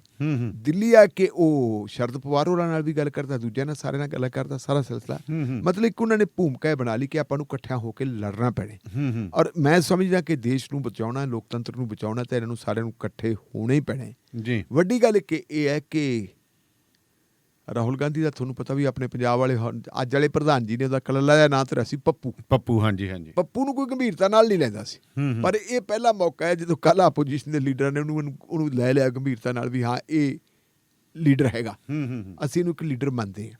ਤੇ ਜਦੋਂ ਬੰਦੇ ਨੂੰ ਲੀਡਰ ਮੰਨ ਲੈਣ ਫਿਰ ਤੁਰਨ ਦੇ ਵਿੱਚ ਮੇਰਾ ਖਿਆਲ ਹੈ ਵੀ ਉਹਦੇ ਨਾਲ ਤੁਰਨ ਦੇ ਵਿੱਚ ਜੇ ਇੱਕ ਵਾਰੀ ਝਿਜਕ ਟੁੱਟ ਜੇ ਫਿਰ ਗੱਲ ਗਾਂਹ ਤੁਰ ਪੈਂਦੀ ਹੈ ਜੀ। ਤੇ ਜਿਵੇਂ ਤੁਸੀਂ ਗੱਲ ਕੀਤੀ ਸੀ ਕਿ ਵੀ ਸਾਰੇ ਪੈਗਾਸਸ ਮਾਮਲੇ ਦੇ ਉੱਤੇ ਹੋਏ ਸੀ, ਸੰਸਦ ਦੇ ਵਿੱਚ ਕੀ ਰਿਹਾ ਮਾਹੌਲ ਇਸ ਦਾ? ਸੰਸਦ ਦੇ ਵਿੱਚ ਵੀ ਜੀ ਵੇਖੋ, ਜਿੱਦਾਂ ਦੀ ਸੰਸਦ ਸ਼ੁਰੂ ਹੋਈ ਹੈ ਹੂੰ ਉੱਥੇ ਦੋ ਹੀ ਮੁੱਦੇ ਉੱਠਦੇ ਆ ਮੇਨ ਤੌਰ ਤੇ, ਜੀ। ਜਿਹਦੇ ਨਾਅਰੇਬਾਜ਼ੀ ਹੁੰਦੀ ਹੈ। ਹੂੰ ਮਹਿੰਗਾਈ ਤੇ ਵੀ ਗੱਲ ਹੁੰਦੀ ਹੈ ਲੇਕਿਨ ਮੇਨ ਚੀਜ਼ਾਂ ਜਿਹੜੀਆਂ ਦੋ ਹੈ। ਜੀ ਇੱਕ ਤਾਂ ਜਿਹੜਾ ਜਨਤਕ ਵਿਪ ਜਾਰੀ ਕੀਤਾ ਹੋਇਆ ਕਿਸਾਨਾਂ ਨੇ ਕਿ ਤੁਹਾਨੂੰ ਸਾਡੀ ਗੱਲ ਸੁਣਾਉਣੀ ਪੈਣੀ ਹੈ, ਹੂੰ ਤੇ ਉਹ ਗੱਲ ਸੁਣਾਉਣ ਲਈ ਮਜਬੂਰ ਹੋ ਰਹੇ। ਜੀ ਕਿਸਾਨਾਂ ਨੇ ਆਪਣੀ ਐਜੀਟੇਸ਼ਨ ਦਾ ਜਿਹੜਾ ਹੈਗਾ ਤੌਰ ਤਰੀਕਾ ਵੀ ਬਦਲਿਆ ਹੂੰ ਕਿ ਇਕੱਲੇ ਸਰਹੱਦਾਂ ਦੇ ਉੱਤੇ ਬੈਠ ਕੇ ਤੁਸੀਂ ਨਾਅਰੇ ਨਾ ਲਾਈ ਜਾਓ। ਜੀ ਉਹਨਾਂ ਨੇ ਸੰਸਦ ਦੇ ਪੈਰਲਲ ਆਪਦੀ ਸੰਸਦ ਵੀ ਲਾਉਣੀ ਸ਼ੁਰੂ ਕਰਤੀ। ਹੂੰ 200 ਕਿਸਾਨ ਜਾਂਦੇ ਆ ਜੰਤਰ ਮੰਤਰ ਦੇ ਵਿੱਚ, ਜੀ ਡੇਲੀ ਉੱਥੇ ਉਹਨਾਂ ਦੀ ਜਿਹੜੀ ਹੈਗੀ ਕਿਸਾਨ ਪਾਰਲੀਮੈਂਟ ਜੁੜਦੀ ਹੈ, ਉੱਥੇ ਸਪੀਕਰ ਬਣਦਾ, ਡਿਪਟੀ ਸਪੀਕਰ ਬਣਦਾ, ਉੱਥੇ ਡਿਬੇਟ ਹੁੰਦੀ ਹੈ, ਮੁੱਦੇ ਹੁੰਦੇ ਆ, ਸਾਰਾ ਕੁਝ ਹੁੰਦਾ ਹੈ। ਜੀ ਤੁਸੀਂ ਚੱਲਦੇ ਪ੍ਰੋਗਰਾਮ 'ਚ ਇੱਕ ਦਿਨ ਦੱਸਿਆ ਸੀਗਾ ਵੀ ਕੇਰਲਾ ਦੇ 20 MP ਪਹੁੰਚ ਗਏ। ਹਾਂ ਪਹੁੰਚ ਗਏ ਸੀ, ਹਾਂਜੀ। ਪਰ ਹੁਣ ਤੁਸੀਂ ਇੱਕ ਹੋਰ ਦੇਖੋ, ਹੂੰ ਕੇਰਲਾ ਦੇ ਨਾਲ ਨਾਲ ਕੱਲ ਪੰਜਾਬ ਵਾਲਿਆਂ ਨੇ ਵੀ ਥੋੜੀ ਜਿਹੀ ਹਿੰਮਤ ਕੀਤੀ ਹੈ। ਅੱਛਾ ਜੀ। ਪੰਜਾਬ 'ਚ ਕੱਲ ਜਿਹੜੇ MP ਪਹੁੰਚੇ ਹੈ ਉਹਨਾਂ ਦੀ ਅਗਵਾਈ ਕੀਤੀ ਹੈ ਜੀ ਰਾਜ ਸਭਾ ਦੇ ਮੈਂਬਰ ਨੇ ਪ੍ਰਤਾਪ ਸਿੰਘ ਬਾਜਵਾ ਨੇ। ਅੱਛਾ ਜੀ। ਕਾਂਗਰਸ ਦੇ ਮੈਂਬਰ ਜ਼ਿਆਦਾ ਸੀ ਤੇ ਪ੍ਰਤਾਪ ਸਿੰਘ ਬਾਜਵਾ ਹੈ, ਦਪਿੰਦਰ ਹੁੱਡਾ ਹੈ, ਮਨੋਜ ਕੁਮਾਰ ਝਾ, ਡਾਕਟਰ ਅਮੀ ਯਾਗਨਿਕ ਜੀ, ਛਾਇਆ ਵਰਮਾ ਤੇ ਇੱਕ ਜਿਹੜੇ ਸਾਬਕਾ MP ਹੈ ਰਾਸ਼ਟਰੀ ਲੋਕ ਦਲ ਦੇ ਜਯੰਤ ਚੌਧਰੀ ਚਰਨ ਸਿੰਘ ਦੇ ਪੋਤਰੇ ਜੀ, ਉਹ ਵੀ ਕੱਲ ਗਏ ਹੈ ਤੇ ਉਹਨਾਂ ਨੇ ਸਾਰਾ ਸੈਸ਼ਨ ਜਿਹੜਾ ਹੈਗਾ ਇੱਕ ਸੈਸ਼ਨ ਜਿਹੜਾ ਹੈਗਾ ਉਹਨਾਂ ਨੇ ਅਟੈਂਡ ਕੀਤਾ ਜੀ। ਔਰ ਕਿਸਾਨਾਂ ਨੇ ਵੀ ਉਹਨਾਂ ਨੂੰ ਮਤਲਬ ਜਿਹੜਾ ਠੀਕ ਆ ਉਹ ਆਪਣੇ ਜਿਹੜਾ ਪ੍ਰੋਗਰਾਮਾਂ ਨੂੰ ਗੈਰ ਰਾਜਨੀਤਿਕ ਰੱਖਦੇ ਹੈ। ਰਾਜਨੀਤਿਕ ਲੋਕਾਂ ਨੂੰ ਉੱਥੇ ਭਾਸ਼ਣ ਨਹੀਂ ਕਰਨ ਨਹੀਂ ਦਿੰਦੇ। ਉਹ ਕਹਿੰਦੇ ਤੁਸੀਂ ਚੁੱਪ ਕਰਕੇ ਬਹਿ ਜਾਓ, ਬੈਠੇ ਰਹੇ ਹੈ ਕੁਰਸੀਆਂ ਲੈ ਕੇ, ਜਿਵੇਂ ਕਿਸਾਨ ਬੈਠੇ ਸੀ ਇਹ ਵੀ ਬੈਠੇ ਰਹੇ। ਅੰਦਰ ਪਾਰਲੀਮੈਂਟ ਦੇ ਵਿੱਚ ਇਸ ਗੱਲ ਦੇ ਉੱਤੇ ਜਿਹੜੇ ਹੈਗੇ ਪਾਰਲੀਮੈਂਟ ਦੇ ਮੈਂਬਰ ਰੌਲਾ ਪਾਉਂਦੇ। ਅੱਛਾ ਜੀ। ਇਦਾਂ ਹੀ ਜਿਹੜਾ ਪੈਗਾਸਸ ਜਸੂਸੀ ਕਾਂਡ ਆ ਉਹਦੇ ਤੇ ਵੀ ਰੌਲਾ ਪੈ ਰਿਹਾ। ਇਹਨਾਂ ਦੋਨਾਂ ਮੁੱਦਿਆਂ ਨੂੰ ਲੈ ਕੇ ਤੁਸੀਂ ਦੇਖੋ ਕਿ ਜਿਸ ਦਿਨ ਦੀ ਸੰਸਦ ਸ਼ੁਰੂ ਹੋਈ ਹੈ, ਸੰਸਦ ਦਾ ਟੋਟਲ ਪ੍ਰੋਗਰਾਮ ਹੈ ਜਿਹੜਾ ਉਹ ਬੰਦ ਖਤਮ ਹੈ, ਉਹ ਚੱਲਦਾ ਨਹੀਂ। ਪਰ ਅਗਾਂਹ ਸਰਕਾਰ ਦੀ ਦੇਖੋ, ਭਾਰਤੀ ਜਨਤਾ ਪਾਰਟੀ ਦੀ ਬੇਸ਼ਰਮੀ ਦੇਖੋ ਕਿ ਇਹ ਕੀ ਕਰਦੇ ਆ ਕਿ ਇਸ ਰੌਲੇ ਰੱਪੇ ਦੇ ਦੌਰਾਨ ਜਦੋਂ ਉਹ ਰੌਲਾ ਰੱਪਾ ਪਾਈ ਜਾਂਦੇ, ਇੱਕ ਵਜ਼ੀਰ ਉੱਠ ਕੇ ਖੜਾ ਹੋ ਜਾਂਦਾ ਜੀ, ਆ ਲਓ ਮੈਂ ਬਿੱਲ ਪਾਸ ਕਰਤਾ, ਪੇਸ਼ ਕਰਤਾ, ਸਪੀਕਰ ਕਹਿੰਦਾ ਜੀ ਪਾਸ। ਤੇ ਸਾਰੇ ਜਿਹੜੇ ਹੈਗੇ ਬਿੱਲਾਂ ਦਾ ਕੱਲ ਡੈਰਕ ਓਬਰਾਏ ਕੀ ਕੁਛ ਹੈਗਾ ਆਪਣਾ ਤ੍ਰਿਣਮੂਲ ਕਾਂਗਰਸ ਦਾ ਇੱਕ ਲੀਡਰ ਜੀ, ਉਹਦਾ ਕੱਲ ਇੱਕ ਬਿਆਨ ਆਇਆ ਸੀ। ਉਹ ਕਹਿੰਦਾ ਇਹ ਤਾਂ ਐਂ ਲੱਗਦੀ ਹੈ ਕੋਈ ਕਹਿੰਦਾ ਕਾਨੂੰਨ ਥੋੜਾ ਬਣਦੇ ਜਿਵੇਂ ਪਾਪੜੀ ਬਣਾਉਂਦੇ ਐਂ ਚੱਲੀ ਜਾਂਦਾ ਵੀ ਜਿਵੇਂ ਚਾਟ ਪਾਪੜੀ ਸਿੱਧਾ ਤੇਲ 'ਚ ਸਿੱਟ ਦਾ ਕੰਮ ਤੇ ਵੱਡਾ ਛਾਲ ਨਾ ਲਾਇਆ ਤੇ ਚੱਕ ਲਿਆ। ਜਿਹੜੇ ਕਹਿੰਦਾ ਚਾਟ ਪਾਪੜੀ ਦੀ ਤਰ੍ਹਾਂ ਕਹਿੰਦਾ ਇਹ ਪਾਰਲੀਮੈਂਟ ਨੂੰ ਇਹ ਕਰਦਾ। ਲੇਕਿਨ ਪਾਰਲੀਮੈਂਟ ਦਾ ਠੱਪ ਹੋ ਜਾਣਾ ਨਿੱਕੀ ਮੋਟੀ ਗੱਲ ਹੀ। ਕੱਲ ਪ੍ਰਧਾਨ ਮੰਤਰੀ ਨੇ ਫਿਰ ਇੱਕ ਜਿਹੜੀ ਹੈਗੀ ਆ ਸੰਸਦੀ ਦਲ ਦੀ ਮੀਟਿੰਗ ਹੈ BJP ਦੀ, ਉਹਨੂੰ ਐਡਰੈਸ ਕਰਨ ਲੱਗੇ। ਉਹਨੂੰ ਕਹਿੰਦੇ ਵੀ ਜਿਹੜੇ ਹੈਗੇ ਆਪੋਜੀਸ਼ਨ ਦੇ ਲੋਕ ਹੈ ਜੀ, ਆਪੋਜੀਸ਼ਨ ਦੇ ਲੋਕ ਪਾਰਲੀਮੈਂਟ ਦਾ ਵਾਕਆਊਟ ਕਰਕੇ ਕਹਿੰਦੇ ਜੀ ਇਹ ਕਰਦੇ ਕੀ ਹੈ, ਕਹਿੰਦੇ ਜੀ ਇਹ ਸੰਸਦ ਦਾ ਵੀ ਅਪਮਾਨ ਕਰਦੇ ਤੇ ਲੋਕਤੰਤਰ ਦਾ ਵੀ ਅਪਮਾਨ ਕਰਦੇ। ਅੱਛਾ, ਆਪਦੀ ਵਾਰੀ ਭੁੱਲ ਗਏ। ਹਾਂ ਨਾਲ ਕਹਿੰਦੇ ਜੀ ਹਵਾਲਾ ਦਿੱਤਾ ਉਹਨਾਂ ਨੇ, ਕਹਿੰਦੇ ਕਾਗਜ਼ ਪਾੜ ਕੇ ਹਵਾ 'ਚ ਸੁੱਟਣਾ ਸੰਸਦ ਦਾ ਅਪਮਾਨ ਹੈ। ਸਾਹਿਬ ਸੰਸਦ ਦਾ ਅਪਮਾਨ ਮੇਰੇ ਖਿਆਲ ਆਪੋਜੀਸ਼ਨ ਵਾਲਿਆਂ ਨੂੰ ਜਾਂ ਕਾਂਗਰਸ ਵਾਲਿਆਂ ਨੂੰ ਤਾਂ ਮੌਕਾ ਹੁਣ ਹੀ ਮਿਲਿਆ ਜੇ ਆਪਾਂ ਗੱਲ ਕਰੀਏ। ਤੁਹਾਡੇ ਯਾਦ ਹੋਣਾ ਇੱਕ ਵਾਰੀ ਲੋਕ ਸਭਾ ਦੇ ਵਿੱਚ ਮੋਦੀ ਜੀ ਤਾਂ ਉਦੋਂ ਗੁਜਰਾਤ ਦੇ ਮੁੱਖ ਮੰਤਰੀ ਹੁੰਦੇ ਸੀ। ਲੋਕ ਸਭਾ ਦੇ ਵਿੱਚ ਵਿਰੋਧੀ ਧਿਰ ਦੀ ਆਗੂ ਹੁੰਦੀ ਸੀ ਬੀਬੀ ਮਮਤਾ, ਆਪਣੀ ਵਿਚਾਰੀ ਸੁਸ਼ਮਾ ਸਵਰਾਜ। ਹਾਂਜੀ, ਉਹ ਹੁਣ ਇਸ ਦੁਨੀਆ 'ਚ ਨਹੀਂ ਰਹੇ। ਸੁਸ਼ਮਾ ਸਵਰਾਜ ਇਸੇ ਤਰੀਕੇ ਰੌਲਾ ਪੈ ਰਿਹਾ ਸੀ। ਉਦੋਂ ਪੱਤਰਕਾਰਾਂ ਨੇ ਪੁੱਛਿਆ ਵੀ ਬੀਬਾ ਜੀ ਤੁਸੀਂ ਪਾਰਲੀਮੈਂਟ ਦਾ ਸਮਾਂ ਬਰਬਾਦ ਕਿਉਂ ਕਰਦੇ? ਕਿਉਂਕਿ ਕਹਿੰਦੇ ਜੀ ਪਾਰਲੀਮੈਂਟ ਦੇ ਇੱਕ ਮਿੰਟ ਦੇ ਉੱਤੇ ਕਰੋੜਾਂ ਰੁਪਏ ਲੱਗਦੇ ਆ ਜੀ। ਇੰਨਾ ਪਹਿਲੀ ਗੱਲ ਕਰੋੜਾਂ ਵੀ ਛੱਡੋ ਢਿੱਲੋਂ ਸਾਹਿਬ, ਉਹ 100-125 ਕਰੋੜ ਬੰਦਿਆਂ ਦੀ ਗੱਲ ਹੋਣੀ ਹੁੰਦੀ ਹੈ ਉੱਤੇ। ਜੇ 125 ਕਰੋੜ ਮਿੰਟ, ਅੱਧਾ 1 ਸਕਿੰਟ ਇੱਕ ਬੰਦੇ ਦਾ ਵੀ ਗਿਣੀਏ, ਬਿਲਕੁਲ 1 ਸਕਿੰਟ ਦੇ ਵਿੱਚ ਤਾਂ 125 ਕਰੋੜ ਸਕਿੰਟ ਬਰਬਾਦ ਹੋ ਰਿਹਾ। ਬਿਲਕੁਲ ਜਿੱਥੇ ਉਹਨਾਂ ਦੀ ਗੱਲ ਹੋਣੀ। ਹਾਂਜੀ ਬਸ ਤਾਂ ਉਦੋਂ ਫਿਰ ਬੀਬੀ ਨੇ ਇਹ ਗੱਲ ਕਹੀ ਸੀ ਸੁਸ਼ਮਾ ਸਵਰਾਜ ਨੇ ਕਿ ਜੀ ਆਪੋਜੀਸ਼ਨ ਦਾ ਕੰਮ ਤਾਂ ਰੌਲਾ ਪਾਉਣਾ ਹੁੰਦਾ ਹੈ। ਪਾਰਲੀਮੈਂਟ ਨੂੰ ਚਲਾਉਣ ਦੀ ਜ਼ਿੰਮੇਵਾਰੀ ਜਿਹੜੀ ਹੈ ਉਹ ਰੂਲਿੰਗ ਪਾਰਟੀ ਦੀ। ਅੱਛਾ, ਰੂਲਿੰਗ ਪਾਰਟੀ ਅਜਿਹਾ ਮਾਹੌਲ ਹੀ ਨਾ ਪੈਦਾ ਹੋਣ ਦੇਵੇ। ਅੱਛਾ, ਹੁਣ ਜਿਹੜੀ ਇਹ ਰੌਲਾ ਪਵੇ ਨਾ, ਹੁਣ ਜਿਸ ਗੱਲ ਤੇ ਰੌਲਾ ਪੈ ਰਿਹਾ, ਰੌਲਾ ਦੋ ਗੱਲਾਂ ਤੇ ਪੈ ਰਿਹਾ। ਪੈਗਾਸਸ ਮਾਮਲੇ ਦੇ ਉੱਤੇ ਕੀ ਕਹਿੰਦੇ ਆ ਪਾਰਲੀਮੈਂਟ ਦੇ ਮੈਂਬਰ ਵਿਰੋਧੀ ਧਿਰ ਵਾਲੇ, ਕਹਿੰਦੇ ਸਾਨੂੰ ਇਹ ਦੱਸ ਦਿਓ ਵੀ ਤੁਸੀਂ ਇਸਰਾਈਲ ਤੋਂ ਇਹ ਲਿਆ ਕਿ ਨਹੀਂ ਲਿਆ। ਪੈਗਾਸਸ ਜਿਹੜਾ ਹੈਗਾ ਤੁਸੀਂ ਜਸੂਸੀ ਸਾਫਟਵੇਅਰ ਇਹ ਖਰੀਦਿਆ ਜਾਂ ਨਹੀਂ ਖਰੀਦਿਆ?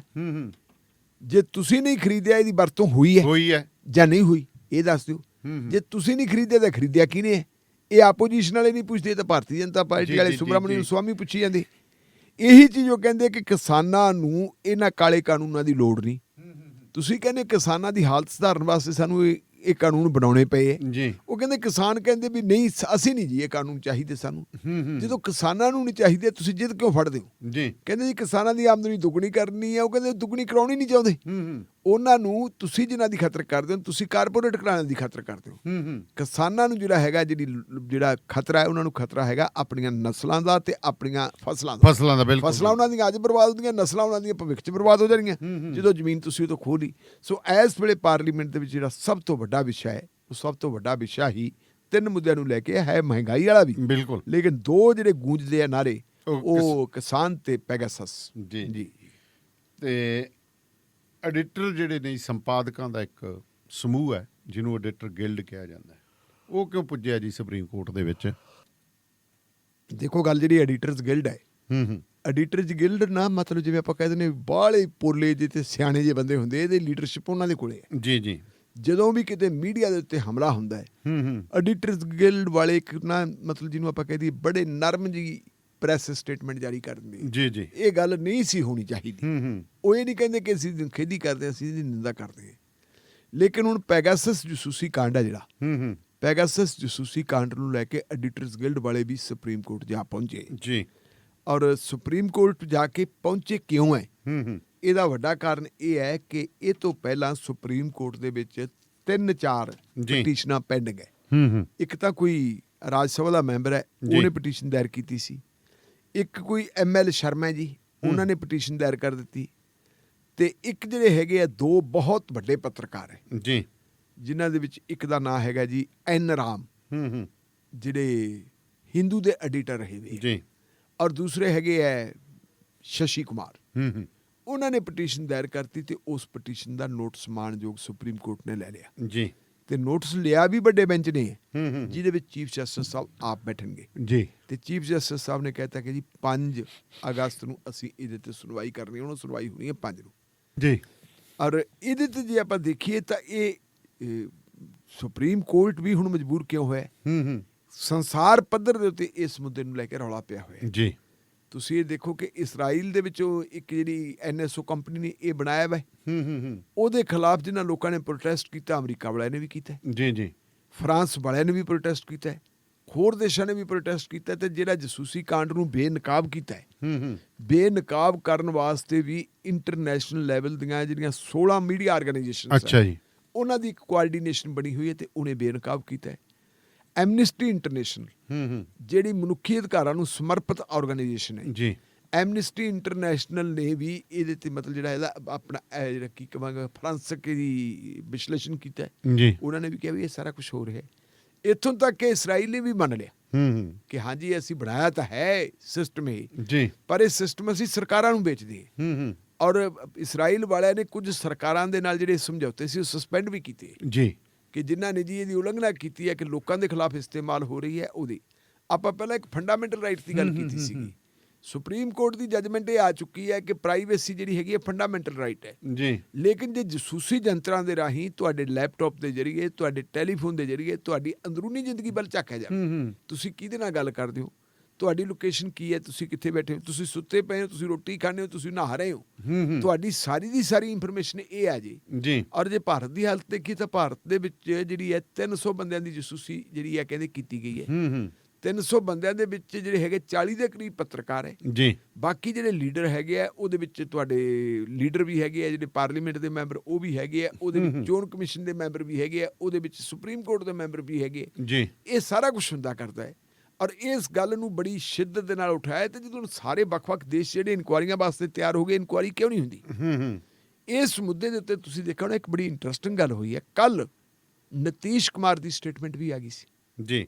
ਨਤੀਸ਼ ਕੁਮਾਰ ਜਿਹੜਾ ਹੈਗਾ NDA ਦਾ ਹਿੱਸੇਦਾਰ ਹੈ ਤੇ NDA ਦੀ ਕਿਸੇ ਪਾਰਟੀ ਨੇ ਨਹੀਂ ਇਹ ਗੱਲ ਕਹੀ ਸੀ ਕਿ ਜੀ ਇਹਦੀ ਜਿਹੜੀ ਹੈਗੀ ਹੈ ਜਾਂਚ ਹੋਣੀ ਚਾਹੀਦੀ ਹੈ ਜੀ। ਈਵਨ ਜਿਹੜੀ ਹੈਗੀ ਆ ਅਕਾਲੀ ਦਲ ਵਾਲਿਆਂ ਨੇ ਵੀ ਉਨੀ ਸ਼ਿੱਦਤ ਨਾਲ ਜਾਂ ਉਹਨੇ ਜ਼ੋਰ ਦੇ ਕੇ ਨਹੀਂ ਕਿਹਾ ਕਿ ਇਹਦੀ ਜਾਂਚ ਹੋਣੀ ਚਾਹੀਦੀ ਹੈ। ਉਹ ਤਾਂ ਕਹਿੰਦੇ ਜੀ ਜਸੂਸੀ ਕੀ ਗੱਲ ਹੈ, ਤੁਸੀਂ ਤਾਂ ਗੱਲ ਹੁਣ ਇੱਧਰਲੇ ਪਾਸੇ ਆ ਜਾਓ, ਜਿਹੜੀ ਸਾਥੋਂ ਕਮੀ ਰਹਿ ਗਈ ਸੀਗੀ ਜਦੋਂ ਕਿਸਾਨੀ ਨਾਲ ਆਰਡੀਨੈਂਸ ਜਾਰੀ ਹੋਇਆ, ਅਸੀਂ ਹਮਾਇਤ ਕਰ ਬੈਠੇ ਸੀ, ਅਸੀਂ ਵਿਰੋਧ ਕਰਦੇ ਹਾਂ, ਸਾਨੂੰ ਇਹਦਾ ਵਿਰੋਧ ਕਰਨਾ ਚਾਹੀਦਾ ਹੈ। ਲੇਕਿਨ ਨਤੀਸ਼ ਕੁਮਾਰ ਜਿਹੜਾ ਹੈਗਾ NDA ਦਾ ਭਾਈਵਾਲ ਹੈ। ਨਤੀਸ਼ ਕੁਮਾਰ ਨੇ ਕਿਹਾ ਕਿ ਜਦੋਂ ਦੇਸ਼ ਦੇ ਵਿੱਚੋਂ ਬਹੁਤ ਵੱਡੇ ਪੱਧਰ ਤੇ ਮੰਗ ਉੱਠ ਰਹੀ ਹੈ ਕਿ ਇਹਦੀ ਜਾਂਚ ਕਰਵਾਈ ਜਾਵੇ ਤਾਂ ਫਿਰ ਤੁਸੀਂ ਜਾਂਚ ਕਰਵਾਓ ਬਿਲਕੁਲ। ਹਾਂ, ਉਹਨੇ ਵੀ ਇਹ ਕਹਿ ਦਿੱਤੀ ਹੈ। ਤੇ ਨਤੀਸ਼ ਕੁਮਾਰ ਨੇ ਕਹੀ ਕਿਉਂ ਹੈ? ਇੱਕ ਗੱਲ ਨੋਟ ਕਰੋ, ਇਹਨਾਂ ਦਿਨਾਂ ਦੇ ਵਿੱਚ ਨਤੀਸ਼ ਕੁਮਾਰ ਦੀਆਂ ਸਰਗਰਮੀਆਂ ਦੇਖਣ ਵਾਲੀਆਂ ਵਧੀਆਂ ਵੀ ਹੈ। ਪਹਿਲਾਂ ਆਪਾਂ ਦੇਖਦੇ ਹੁੰਦੇ ਸੀਗੇ ਕਿ ਬਿਹਾਰ ਦੇ ਵਿੱਚ ਇੱਕੋ ਜਿਹੜਾ ਮੌਸਮ ਵਿਗਿਆਨੀ ਹੁੰਦਾ ਸੀ, ਰਾਮ ਬਿਲਾਸ ਪਾਸਵਾਨ। ਜੀ ਜੀ ਬਿਲਕੁਲ। ਪਰ ਇਹਨਾਂ ਦਿਨਾਂ ਦੇ ਵਿੱਚ ਮੈਨੂੰ ਲੱਗਦੀ ਹੈ ਵੀ ਮੌਸਮ ਵਿਗਿਆਨ ਦਾ ਜਿਹੜਾ ਹੈਗਾ, ਜਿਹੜਾ ਮਹਿਕਮਾ ਬਿਹਾਰ ਦੇ ਦੂਜੇ ਬੰਦੇ ਕੋਲੇ ਉਹ ਆ ਗਿਆ, ਜਿਹੜਾ ਹੈਗਾ ਇਹ ਅਧਿਕਾਰ ਜਿਹੜਾ ਨਤੀਸ਼ ਕੁਮਾਰ ਕੋਲੇ। ਨਤੀਸ਼ ਕੁਮਾਰ ਨੇ ਬਿਆਨ ਦੇਣ ਤੋਂ ਪਹਿਲਾਂ ਉਹ ਉਚੇਚੇ ਤੌਰ ਤੇ ਆਉਂਦੇ ਜੀ, ਮਿਲਦੇ ਕਿਹਨੂੰ ਆ ਕੇ? ਓਮ ਪ੍ਰਕਾਸ਼ ਚੌਟਾਲੇ ਨੂੰ। ਚੌਟਾਲੇ ਦੇ ਨਾਲ ਆ ਕੇ ਉਹ ਆਪਦਾ ਲੰਗਰ ਪਾਣੀ ਦਾ ਸਾਂਝ ਪਾਉਂਦੇ, ਔਰ ਲੰਗਰ ਪਾਣੀ ਦੀ ਸਾਂਝ ਪਾ ਕੇ ਤੁਰਦੇ। ਤੇ ਚੌਟਾਲਾ ਸਾਹਿਬ ਸ਼ਰੇਆਮ ਕਹਿੰਦੇ ਕਿ ਮੈਂ ਤੀਜਾ ਮੋਰਚਾ ਬਣਾ ਰਿਹਾ। ਬਿਲਕੁਲ ਤੀਜਾ ਮੋਰਚਾ ਬਣਾਉਣ ਵਾਲੇ ਪਾਸੇ ਨੂੰ ਗੱਲਾਂ ਕਹੀਆਂ। ਹੁਣ ਇਸ ਦੌਰ ਦੇ ਵਿੱਚ ਐਡੀਟਰਸ ਗਿਲਡ ਹੈ ਜਿਹੜੀ, ਐਡੀਟਰਸ ਗਿਲਡ ਨੂੰ ਵੀ ਮੈਦਾਨ ਦੇ ਵਿੱਚ ਆਉਣਾ ਪੈ ਗਿਆ। ਐਡੀਟਰਸ ਗਿਲਡ ਨੇ ਜਿਹੜੀ ਹੈਗੀ ਆ ਡਿਮਾਂਡ ਕੀ ਕੀਤੀ ਹੈ ਜੀ? ਐਡੀਟਰਸ ਗਿਲਡ ਨੇ ਕਿਹਾ ਜੀ ਇਹਦੀ ਜਾਂਚ ਕਰਵਾਈ ਜਾਵੇ। ਜਦੋਂ ਦੂਜੇ ਦੇਸ਼ ਜਿਹੜੇ ਤੇ ਲੱਗੇ ਹੋਏ ਤੇ ਤੁਸੀਂ ਕਿਉਂ ਨਹੀਂ ਕਰਵਾਉਂਦੇ ਜਿਹੜੇ ਦੋਸ਼ ਲੱਗ ਰਹੇ?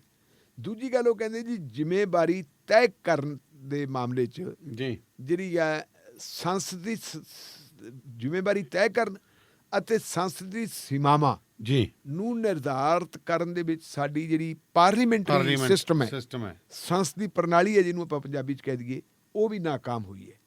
ਅਗਲੀ ਗੱਲ ਉਹਨਾਂ ਨੇ ਕਿਹਾ ਕਿ ਮੀਡੀਆ ਦੀ ਆਜ਼ਾਦੀ ਹੈ ਜਿਹੜੀ, ਇਹ ਮੀਡੀਆ ਦੀ ਆਜ਼ਾਦੀ ਤਾਂ ਹੀ ਬਰਕਰਾਰ ਰਹਿ ਸਕਦੀ ਹੈ ਜੇ ਸਰਕਾਰ ਤੇ ਇਹਦੀਆਂ ਏਜੰਸੀਆਂ ਪੱਤਰਕਾਰਾਂ ਦੀ ਰਿਪੋਰਟਿੰਗ 'ਚ ਦਖਲ ਅੰਦਾਜ਼ੀ ਨਾ ਕਰਨ। ਬਿਲਕੁਲ। ਔਰ ਇਹ ਜਿਹੜੀ ਦਖਲ ਅੰਦਾਜ਼ੀ ਹੋ ਰਹੀ ਹੈ, ਇਹ ਲੋੜ ਹੈ ਸਾਰੀ ਸੁਪਰੀਮ ਕੋਰਟ ਇਹਨੂੰ ਇੱਕ ਵਿਸ਼ਾਲ ਦਾਇਰੇ ਦੇ ਵਿੱਚ ਰੱਖ ਕੇ।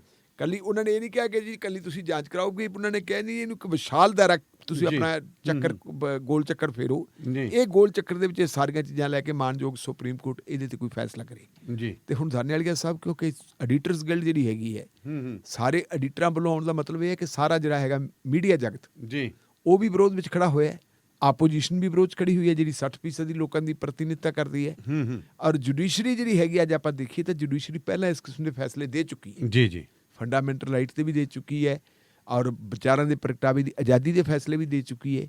ਇਸ ਵਾਸਤੇ ਮੈਨੂੰ ਲੱਗਦੀ ਹੈ ਕਿ 5 ਤਰੀਕ ਦੀ ਜਿਹੜੀ ਸੁਣਵਾਈ ਹੈ ਉਹ ਬੜੀ ਇਤਿਹਾਸਕ ਹੋਊ ਤੇ ਅੱਤਕਥਨੀ ਨਹੀਂ ਕਿ ਜੇ ਅਗਸਤ ਮਹੀਨੇ ਦੇ ਵਿੱਚ ਸੁਪਰੀਮ ਕੋਰਟ ਦਾ ਕੋਈ ਫੈਸਲਾ ਇਹਦੇ ਤੇ ਅਹਿਮ ਫੈਸਲਾ ਆ ਜੇ ਤੇ ਸ਼ਾਇਦ ਭਾਰਤ ਦੇ ਲੋਕਤੰਤਰ ਦੇ ਵਿੱਚ ਇੱਕ ਮੀਲ ਦਾ ਪੱਥਰ ਸਾਬਤ ਹੋਵੇ ਜੀ।